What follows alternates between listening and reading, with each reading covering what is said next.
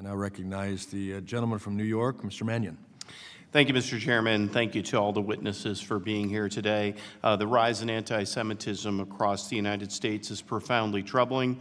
We simply must do more to respond to these actions and ensure our Jewish neighbors and communities can live free from harassment, intimidation, and violence.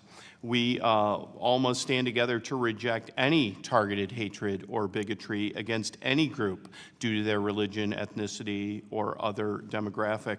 But as we hold this hearing, let's be clear about the problem that we're facing. Anti-Semitism is not limited to just college campuses. It has spread rampantly in our communities, our online platforms, and our politics.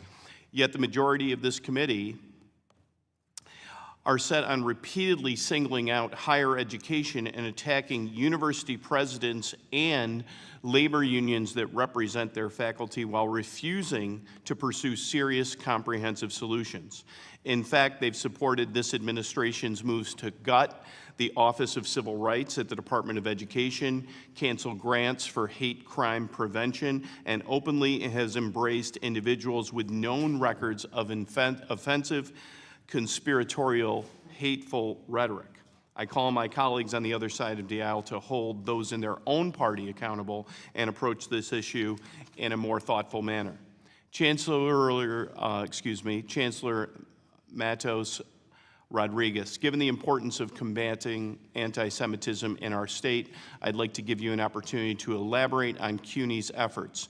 Your testimony describes the independent investigation that was commissioned and the resulting report, which included a set of recommendations. What steps is the CUNY system currently taking to implement those recommendations?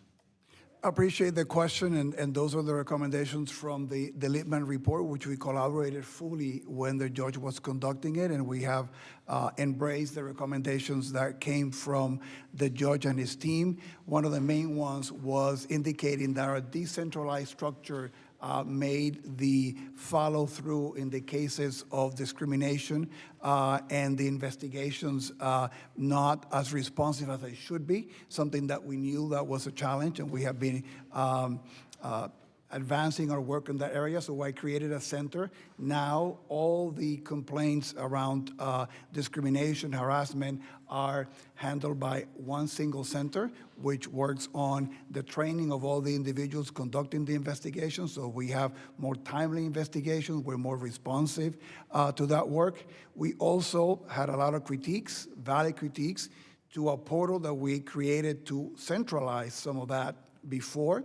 And now we have procured a state-of-the-art system to manage all those cases so that we can be more responsive to the individuals who submit the claims and they can be informed, so we can have better data to be more transparent to all the stakeholders that hold us accountable, and to manage those cases more effectively, and to have best practices all across the system replicated. So that's one of the recommendations from the Lippman report that we have embraced. The Lippman report also asks us to invest more in bridge building and giving tools to our faculty, students, and staff to navigate difficult conversations and issues. We launched the Constructive Dialogue Initiative. Actually, we have half of the campuses in training today at the central office. I would have been participating there had I been on the campus.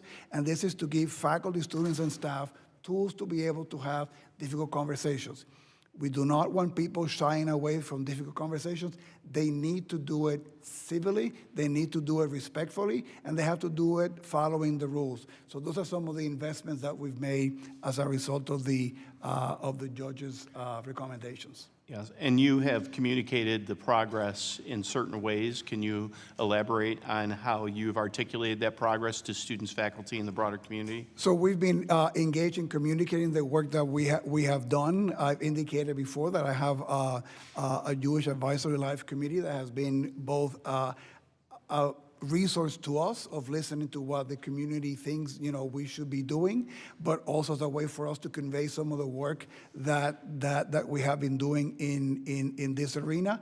And we remain committed to this work with many of our Jewish stakeholder partners. The